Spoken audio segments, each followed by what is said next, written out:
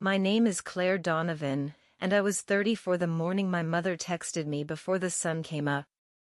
No hello, no how's the business. Just a demand, the way you'd talk to a bank. I had paid the mortgage on my parents' house 96 times. In their will, my name showed up exactly 0. I found that will by accident in a folder I'd been asked to organize, and I read it once, then twice, then sat in my car for an hour. And what I did after that, none of them saw coming. Welcome back to Calm Drama Stories, where we sit with the quiet women who finally stopped explaining themselves and let the truth do the talking. If stories about boundaries, dignity, and slow justice are your kind of evening, you're home.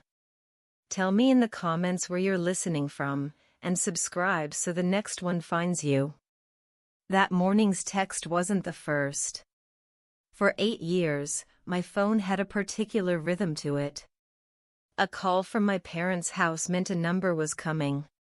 A utility bill, a roof repair, a copay, the property tax. I run a small bookkeeping business out of a rented office in Clarksville, 40 minutes from where I grew up. I built it from 1 client to 40 over a decade. I am the person who reconciles other people's accounts to the penny and sleeps fine. I was raised to be useful, and I was good at it. And somewhere along the way, useful turned into expected. My parents' house sits on 3 acres outside a town small enough that everyone knows whose truck is in whose driveway. I had my own place by then, a 2-bedroom condo I paid for myself, 50 minutes away. Far enough to breathe, close enough to come running. And I always came running.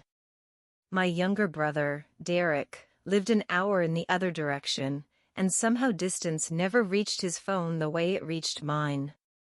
When the water heater died, they called me. When Derek's car needed brakes, they called me.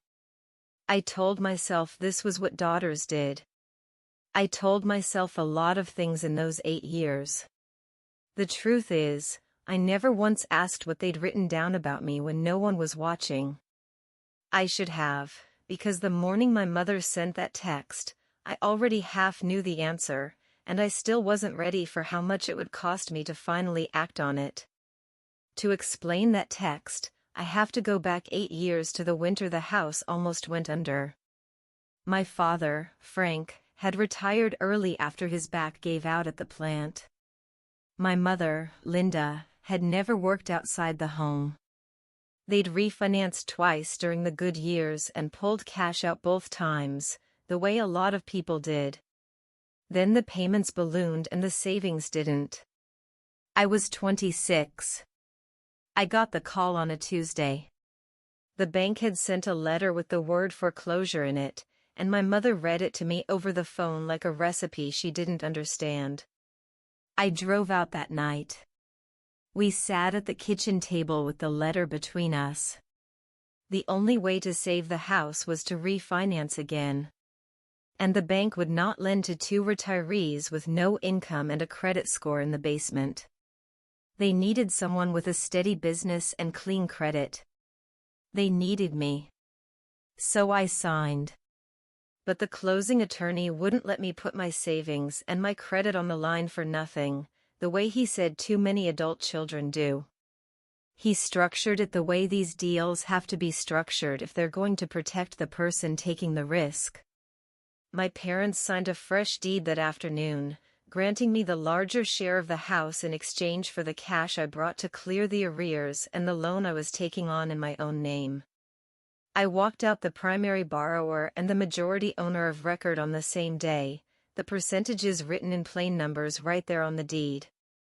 My father called it just paperwork. My mother called it a blessing. I called it keeping a roof over my parents. I kept the closing folder in a fireproof box because I keep folders. That's the kind of woman I am. It would matter more than any of us understood at that table. After that night, the payment was mine every month. The first of the month, on autopay from my business account, $1,140 like clockwork for 8 years. I added the property tax when it came due. I covered the new furnace in year 3 and the roof in year 6. None of it was a secret. I wasn't sneaking money into envelopes. I'd hand my mother the receipts and she'd pat my hand and call me a good girl. Meanwhile, my brother Derek was the subject of every dinner. Derek was sensitive. Derek was finding himself. Derek had quit his 4th job that year, and my father said the boy just hadn't found the right opportunity yet. When Derek needed help with rent, my parents asked me and I sent it. And somehow that became a loan I'd made to my parents instead of a gift I'd made to him. I noticed the pattern. I'm an accountant. Noticing patterns is the whole job.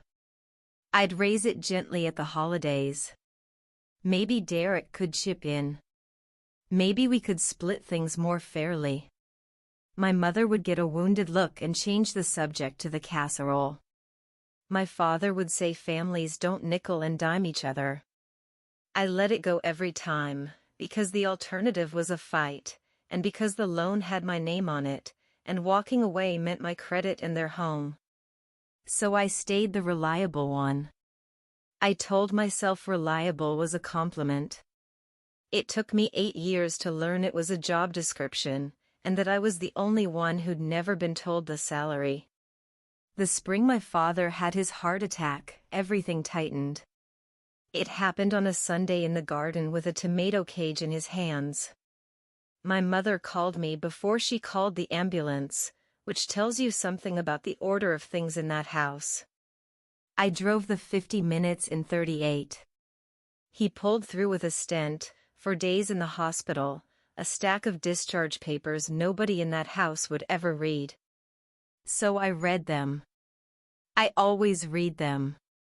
I set up his medications in a weekly organizer. I called the cardiologist's office and learned the difference between a beta blocker and a blood thinner. And because a brush with death makes people want their affairs in order, my parents decided it was time to do their will properly, with a real lawyer in town instead of a form off the internet.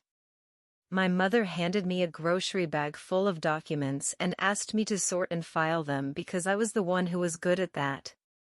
I sat at my kitchen table that night with a glass of wine and her grocery bag. Bank statements, insurance cards, the deed I already knew by heart. And at the bottom, in a fresh manila envelope with the lawyer's return address, a document I had never been shown. The flap wasn't even sealed. I told myself not to read it. Then I read it anyway, because I am the kind of woman who reads what's in front of her. And I had never once been sorry about that until that night. It was their last will and testament, signed and witnessed barely 2 weeks after my father came home from the hospital.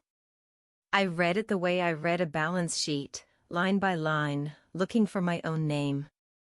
It wasn't there.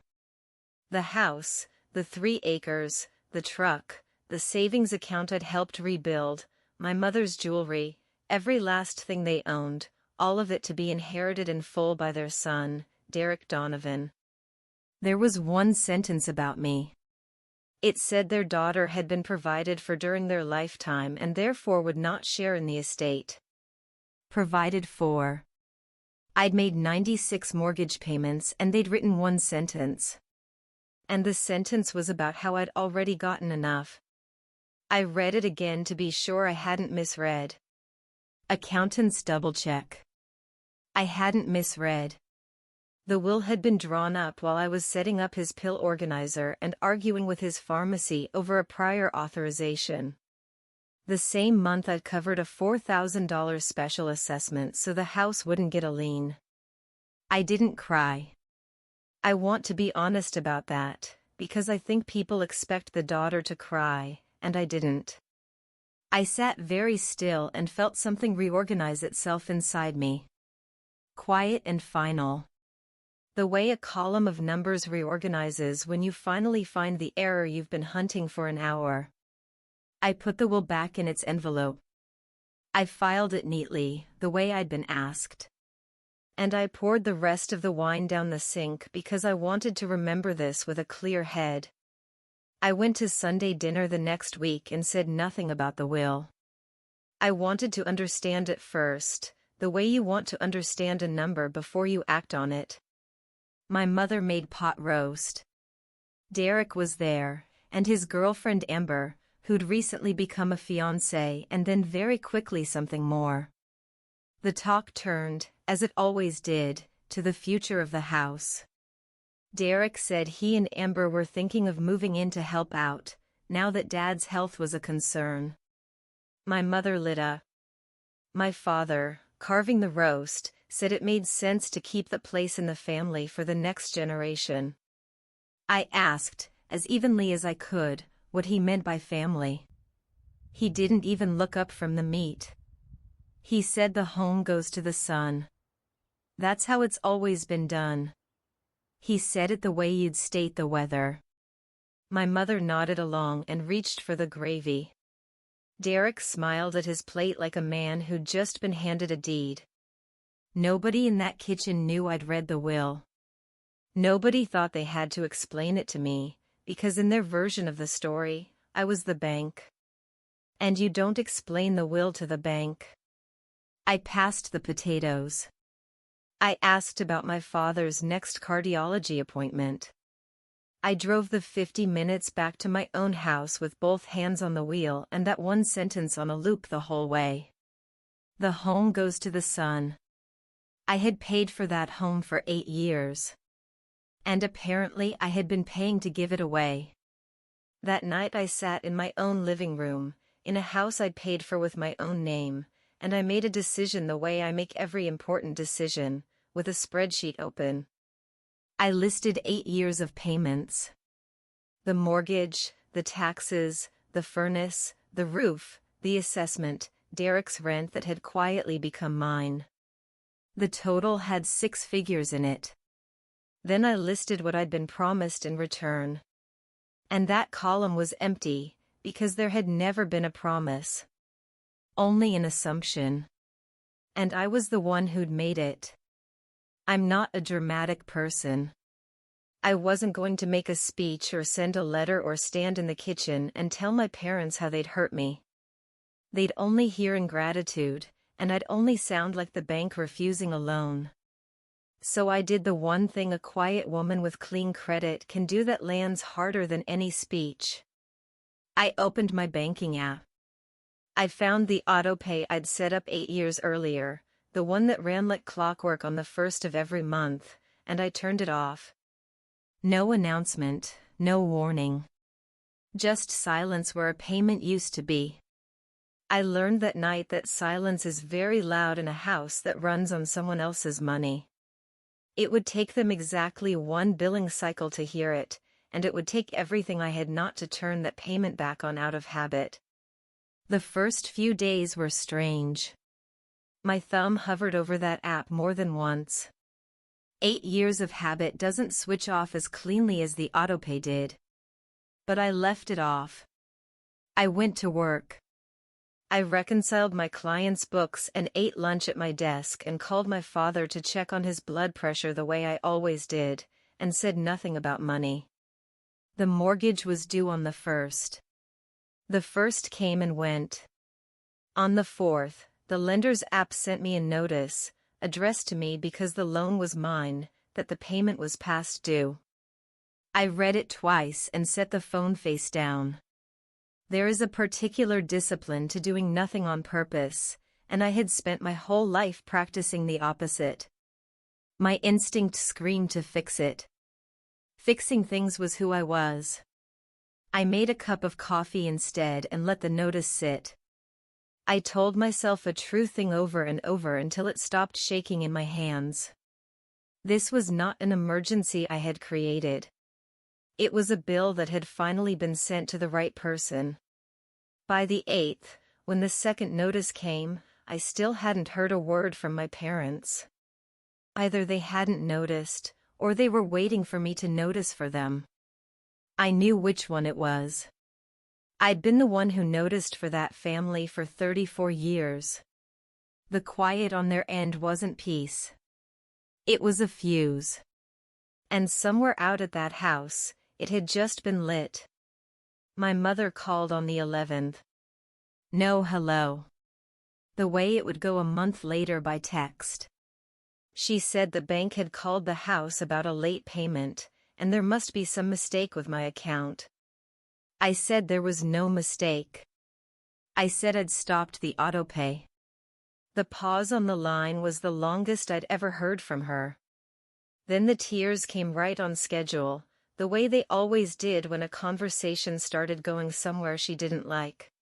She said she didn't understand. She said we were a family, and family takes care of family. She said I'd always been her dependable one and she didn't know what had gotten into me. I asked her gently whether dads will took care of family, too. Another pause.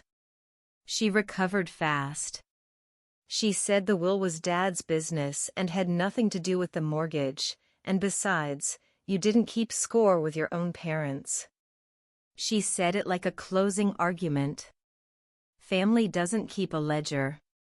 I almost laughed, because keeping ledgers is literally how I feed myself, and because for 8 years I'd been the only one in that family who hadn't kept one. I just paid. I didn't argue. Arguing was her sport, not mine. I told her I loved her and that we'd talk soon, and I hung up before the conversation could turn into the thing she was good at and I wasn't. She called back twice that night. I let it go to voicemail. Then I wrote down the date, because some habits are worth keeping. Derek got involved on day 12, which was fast for him. He texted first, then called when I didn't respond. His voice had the lazy confidence of a man who'd never once worried about a number. He said Mom was a wreck. He asked what my problem was and whether I knew how stressful this was for Dad's heart. I noticed he led with Dad's heart the way you'd lead with your strongest card. I said I was well aware of Dad's heart, having read every discharge paper and filled every prescription. He let that go.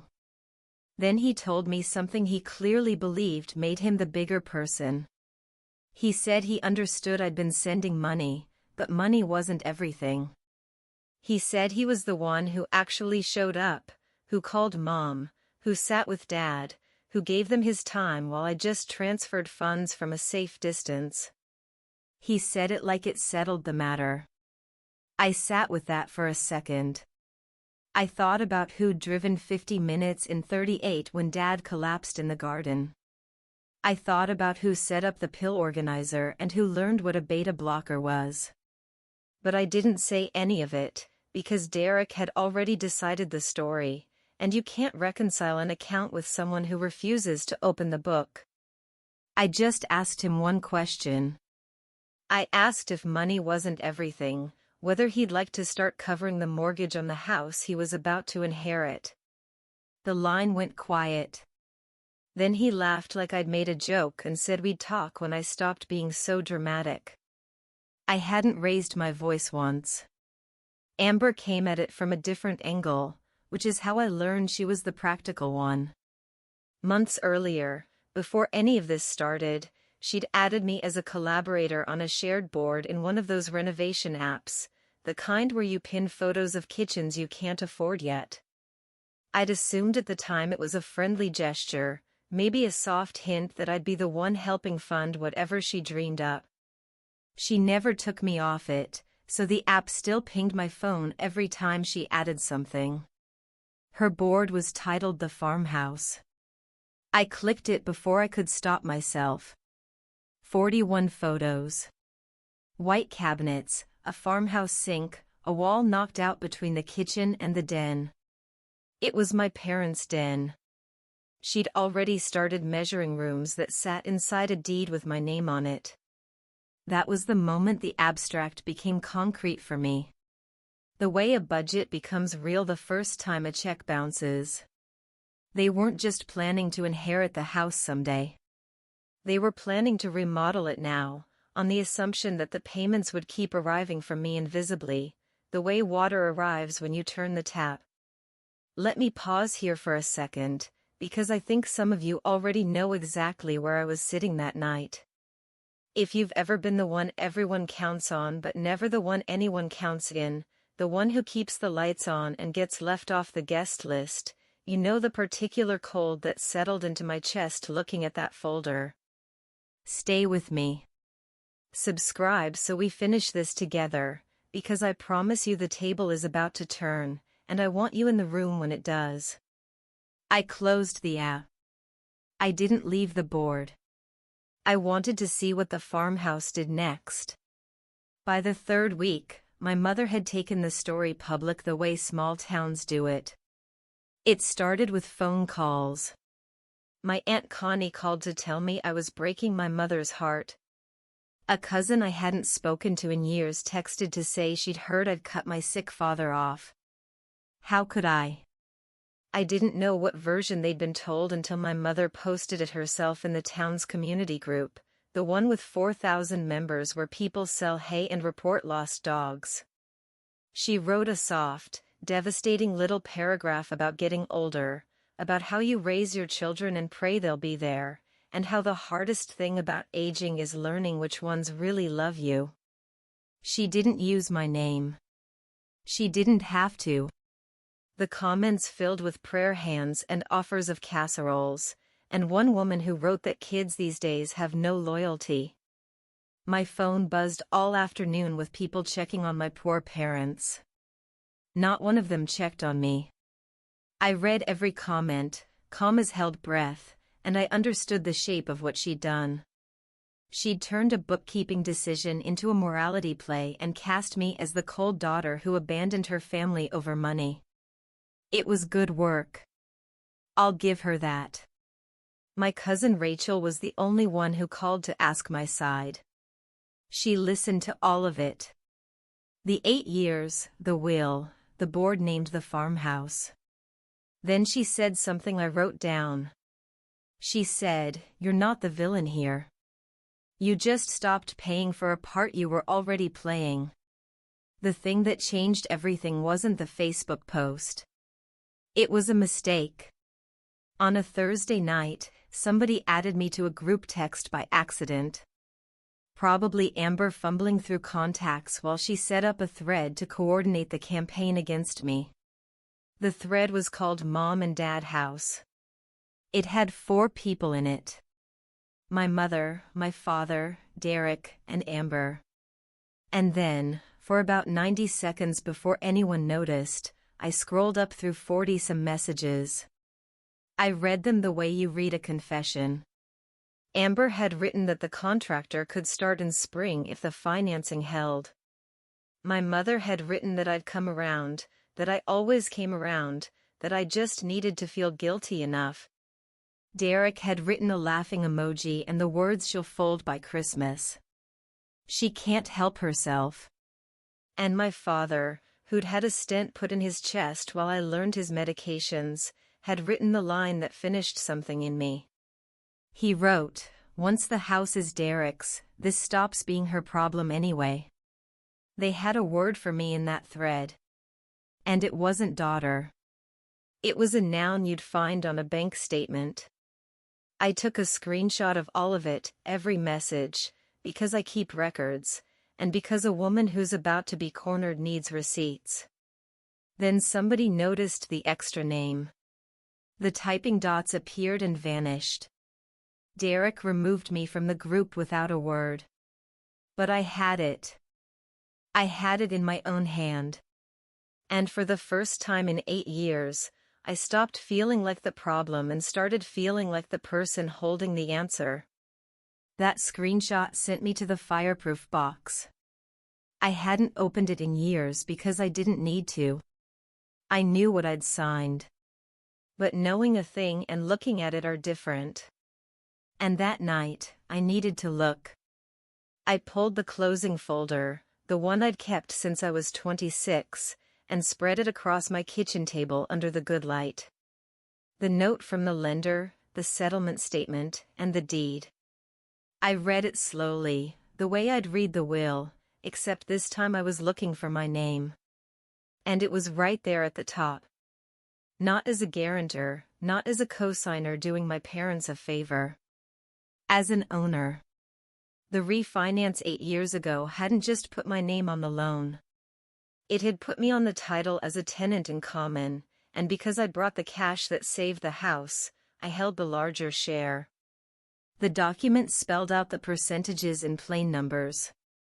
I sat back in my chair. My father's will left everything to Derek, but a will can only give away what you actually own. And the house my father had just promised his son, the house Amber was measuring for a farmhouse sink, was on paper mostly mine. Had been for 8 years. They'd been planning to gift my brother a home that I legally co-owned, and they'd written me out of an estate that, where the house was concerned, was never fully theirs to write. I didn't feel triumphant. I felt something colder and steadier. I felt like an accountant who'd finally found the error. Now I just had to decide what to do with it. I didn't trust myself to read a legal document and act on it alone. People make that mistake and lose everything. So I called a woman I'd kept books for, a real estate attorney named Sandra Whitfield, who ran a 2-person firm above the hardware store on Main. I brought her the deed, the settlement statement, and 8 years of mortgage records. She read them with her glasses pushed up on her head and made a small sound, the kind professionals make when the facts are cleaner than they expected. She told me carefully that she'd want to confirm the exact percentages and pull the recorded title, but as the documents read, I was the majority owner of record and the primary borrower. She told me a will only passes what a person owns at death, so my father could leave Derek his share, but not mine. Then she told me the part that mattered most, the part I'd suspected and needed a professional to say out loud. My parents could not sell the house, refinance it, or remodel it in any way that touched the structure without my written consent, because you cannot do those things to a property without every owner signing. I asked her what my options were. She listed them like a menu. No drama, just law. I could force a sale and take my share. I could buy out their portion at fair value. Or I could simply keep being the owner I'd always been and let the people planning the farmhouse renovation discover the house wasn't theirs to give. I thanked her and paid her invoice that same day, because I'm not a hypocrite about bills. Then I went home to wait. It was a month almost to the day after I'd turned off the autopay. For weeks of voicemails, casseroles for my parents, prayer hands in the town group, and a contractor holding a spring start date. 4 weeks of me saying nothing and owning everything. Then, at 6:12 on a Tuesday morning, before I'd even started the coffee, my mother sent the text I'll remember for the rest of my life. No hello, no how's the business, no how are you, sweetheart, after all these years.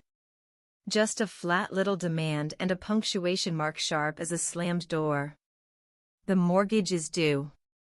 I stood at my own kitchen counter in my own paid-for house and looked at that text for a long time. I thought about 96 payments. I thought about the will and the one sentence that said I'd been provided for. I thought about the thread where I'd become a noun on a bank statement, and my father had written that soon I'd stop being his problem. And then I did the thing this whole story is built around. I simply replied. I didn't write a paragraph. I didn't list the 8 years. I didn't mention the deed, because I was saving that for a room with witnesses in it.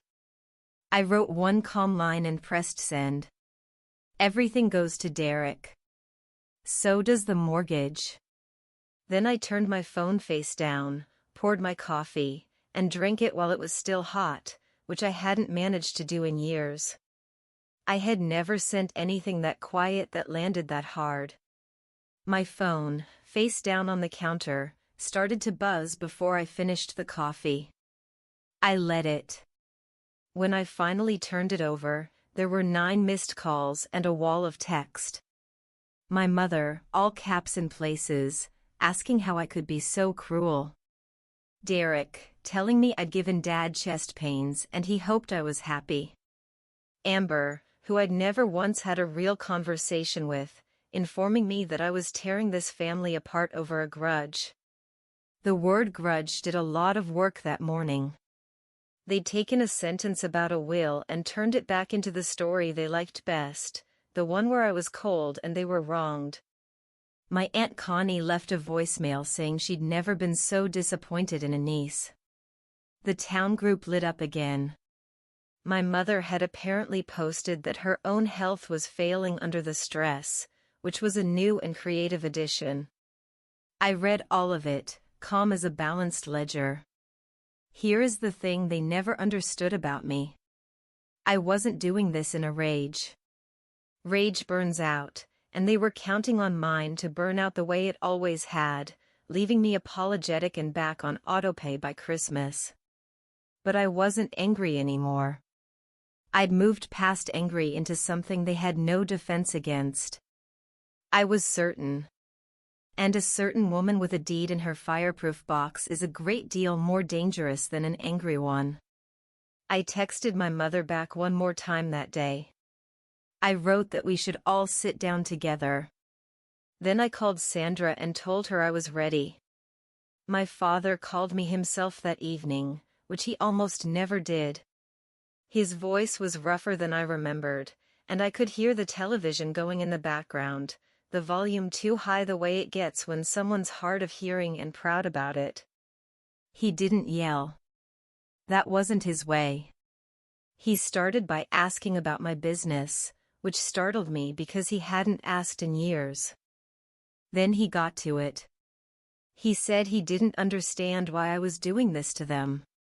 He said a man works his whole life and all he wants is to leave something behind, to know his name carries on.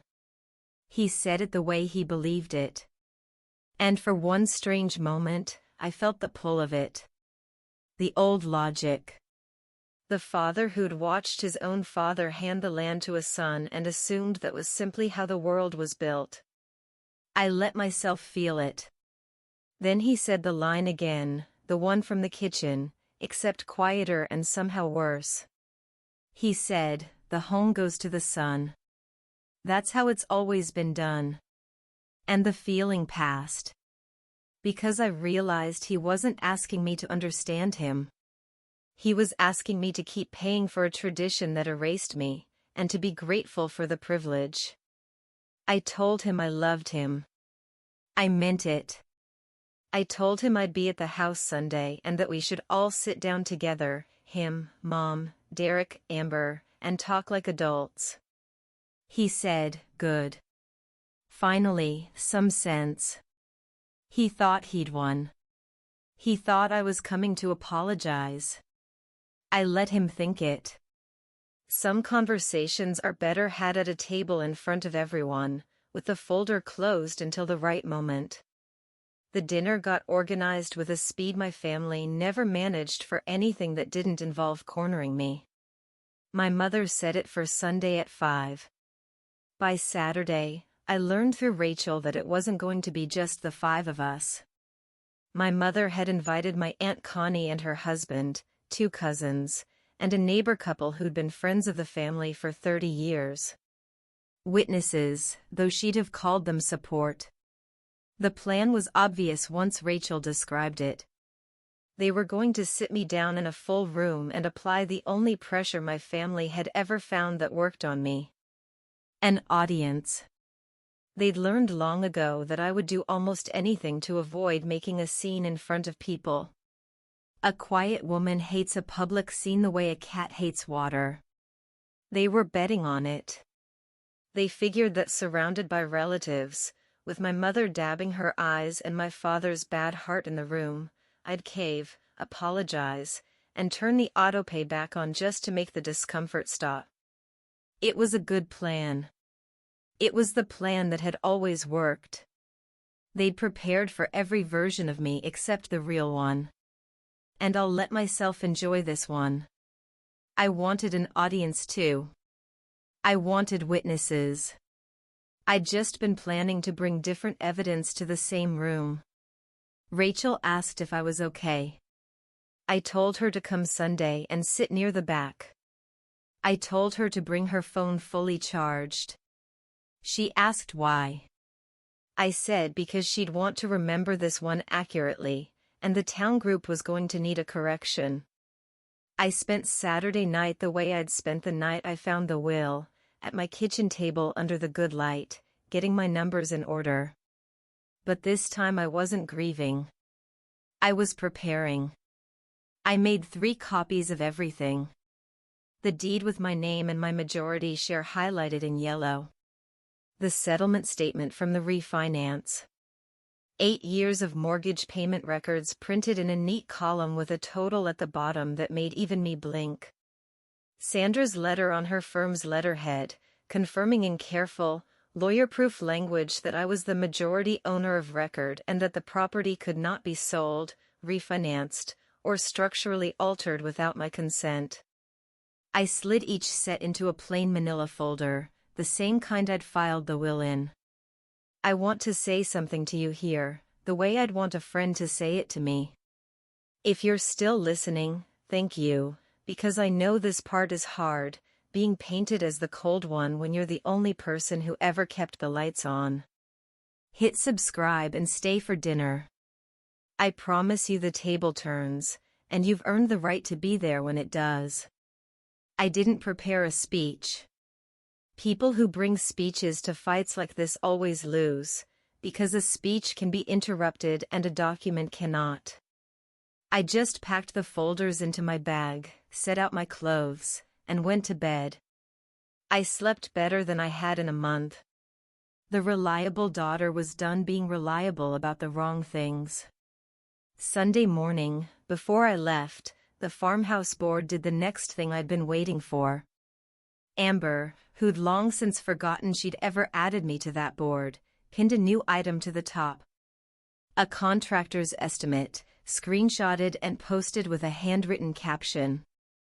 $43,000. Demo the den wall, new kitchen, farmhouse sink, the works. The caption read, deposit due at signing. Eric says mom can cover it from savings. From savings. The savings account I'd spent 8 years helping rebuild. The one named in the will as Derek's inheritance. They were going to spend my parents' money I'd backfilled for years, to renovate a house I owned, as a gift to my brother, while telling the whole town I was the one bleeding the family dry. I screenshotted the estimate and added it to my folder. I wasn't angry, exactly. I'd left angry behind weeks ago. But I felt the last bit of hesitation drain out of me. The small voice that had still been whispering, maybe you're overreacting, maybe just turn the payment back on. That voice went quiet for good at $43,000. There's a kind of clarity that only arrives when someone shows you in writing exactly how little they think of you. They'd handed me mine in a renovation app with a farmhouse sink and a deposit my mother couldn't actually authorize, because the den wall they wanted to knock down was a load-bearing wall in a house that could not be touched without my signature. They just didn't know that yet. I put on my coat. It was time to drive out to the house. The drive out to my parents' house takes 50 minutes and I know every mile of it. I drove it that Sunday with the folders on the passenger seat and the radio off. I wasn't rehearsing. I'd stopped rehearsing somewhere around the night I found the will. Instead, I thought about the woman I'd been at 26, signing those papers at the kitchen table because the alternative was watching my parents lose their home. I didn't regret her. She'd done the right thing with the information she had. The mistake hadn't been signing. The mistake had been spending 8 years believing that love was something you proved by paying, and that silence was something you bought by never asking for your share. I passed the gas station where I used to buy my father's lottery tickets. I passed the church my mother posted from. I passed the turnoff to Derek's old apartment, the one I'd covered rent on twice. The fields were brown and flat under a gray sky, the kind of plain Ohio afternoon that doesn't perform for anyone. I felt calm in a way I'd forgotten was possible. Not numb. Calm. The way you feel when the numbers finally tie out and you know the books are clean. I wasn't going to win this by being the loudest person at the table. My family had cornered the market on loud. I was going to win it by being right on paper, in front of witnesses, and by staying quiet enough that the quiet itself became the loudest thing in the room. I turned onto the gravel drive at 4:58. There were 6 cars already there. The house smelled like pot roast again, because my mother believed pot roast could win any argument. And for 34 years, she'd mostly been right. The dining room table had been pulled out to its full length, both leaves in, the good tablecloth on. My Aunt Connie sat with her arms crossed. The neighbor couple wore their church faces. Rachel was near the back like I'd asked, her phone in her lap. My father sat at the head, looking smaller than he used to, one hand resting on his chest out of new habit. My mother had a tissue already balled in her fist before a single word had been said. Derek and Amber sat together on the long side, and Amber had the particular brightness of a woman who thinks she's about to get her farmhouse sink. They'd set the table for an apology. Every face in that room was arranged to receive one. I set my bag down by my chair, took off my coat, and folded my hands on the tablecloth. I'd brought a folder instead. My mother opened, because she always opened. She didn't wait for me to sit fully. She started with the speech she'd clearly practiced, the one about ungrateful children and aging parents, her voice catching on cue at the word alone. My Aunt Connie murmured in agreement like we were in church. My father stared at the tablecloth. Then Derek took over, because the two of them worked like a relay team. He stood up, actually stood for effect, and said it was time I heard how this looked from the outside. He said I'd cut off my own sick father over money. He said I was punishing my parents for a will that was none of my business. And then he delivered the line they'd all come to watch land. He looked around the table at the witnesses, lowered his voice to something grave, and said, "So you'd really put your own parents out on the street over a grudge?" The room turned to me. This was the moment. This was where the reliable daughter folded, apologized, and reached for her phone to turn the autopay back on just to make the awful silence stop. I felt all of them lean toward it. I did not raise my voice. I didn't even unfold my hands right away. I let the question sit in the air long enough that everyone heard how ugly it was. Then I said, very quietly, that no one was putting anyone on the street. I said I'd never threatened that, not once, and asked Derek to tell the room who had actually used those words. He couldn't, because it had been him. The first crack appeared in the plan, and only I could see it yet. Then I reached into my bag. The room watched my hands the way a jury watches an exhibit.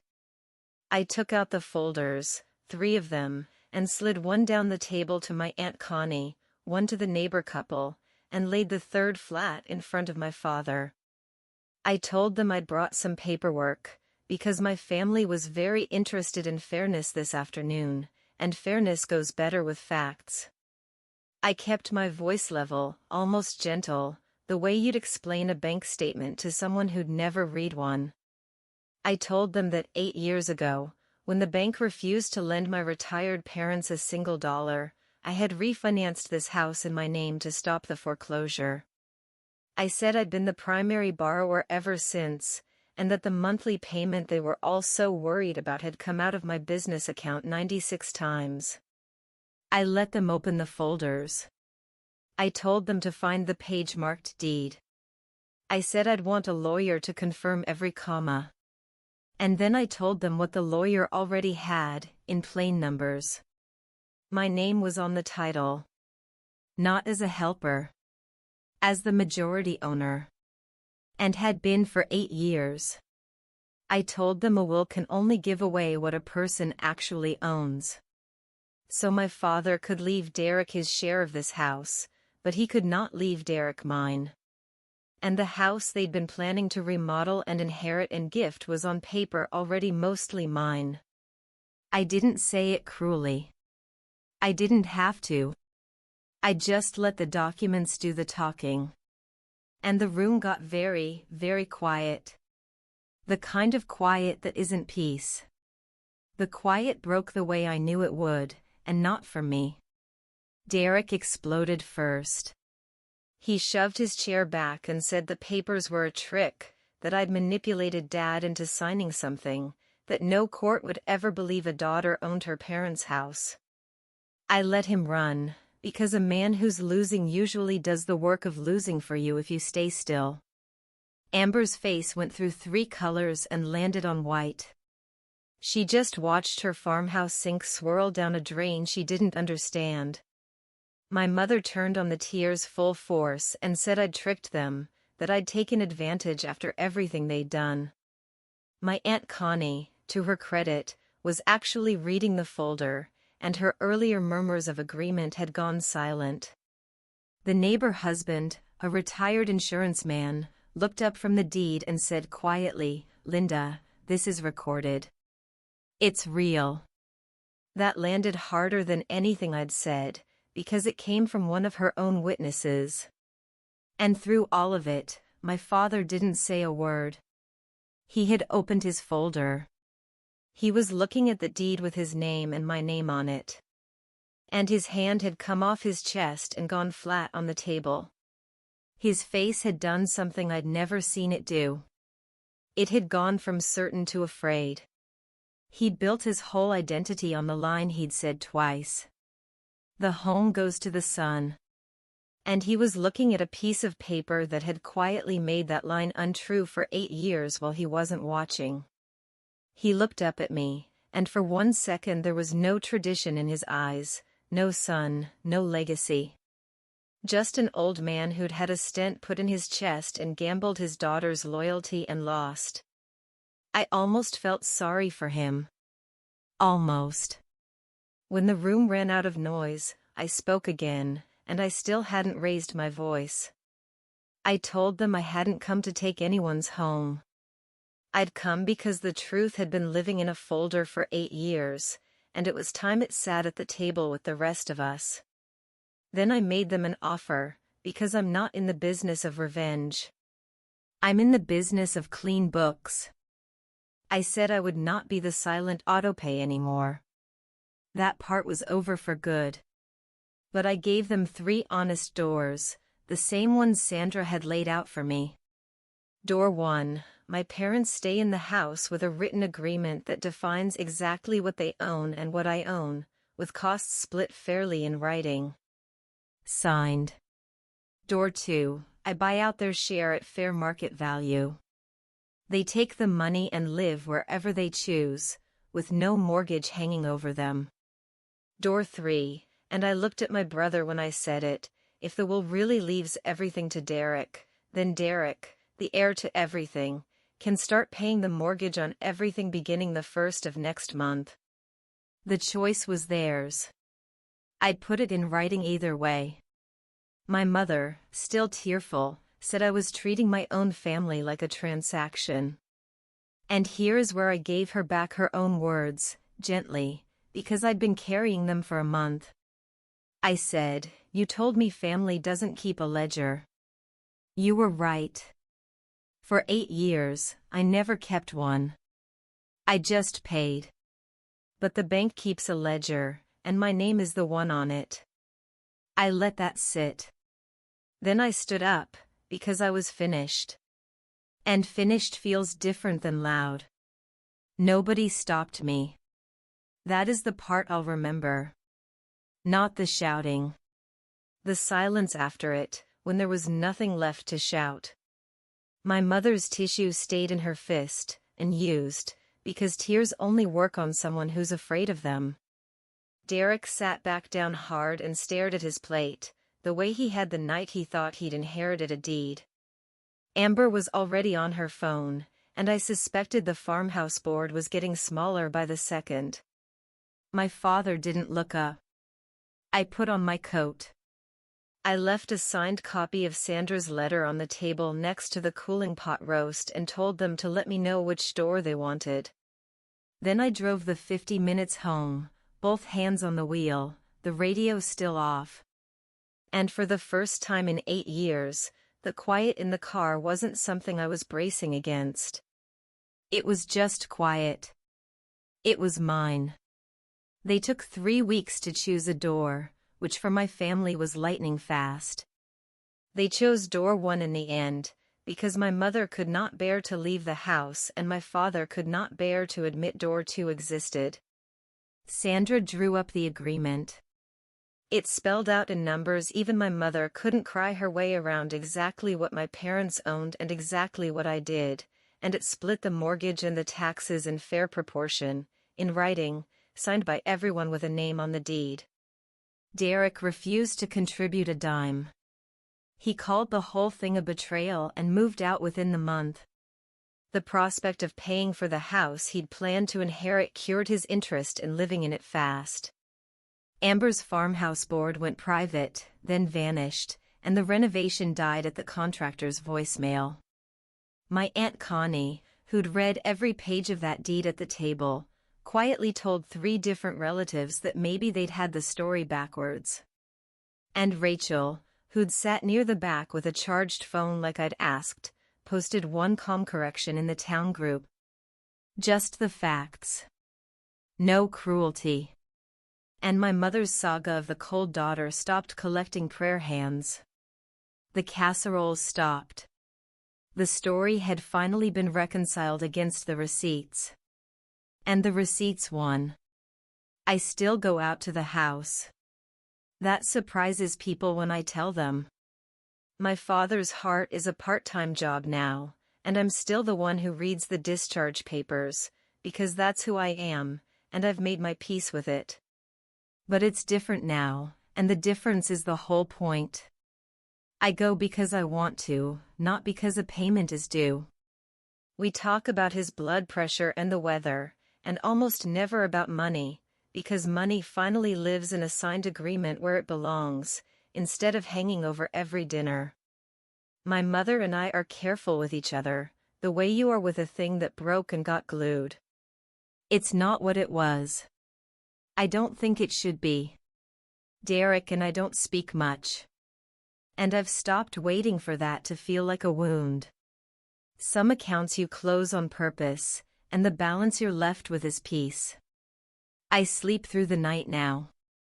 The autopay stays off. And on the 1st of every month, when my phone used to buzz with a number that was somehow always my responsibility, there's just morning and coffee and the quiet I finally stopped paying for. I learned that love which only ever flows in one direction isn't love at all. It's an invoice nobody ever intends to pay. And you are allowed, at any age, in front of any audience, to stop signing your name to it. That's my story. 8 years, 96 payments, and one deed they forgot was real. If this reminded you to actually read the paperwork with your name on it, or to stop paying for a seat at a table that never set a place for you, let that be your sign. Do it this week. Share this with someone who needs to hear it. Drop a comment, hit subscribe, and I'll see you in the next one.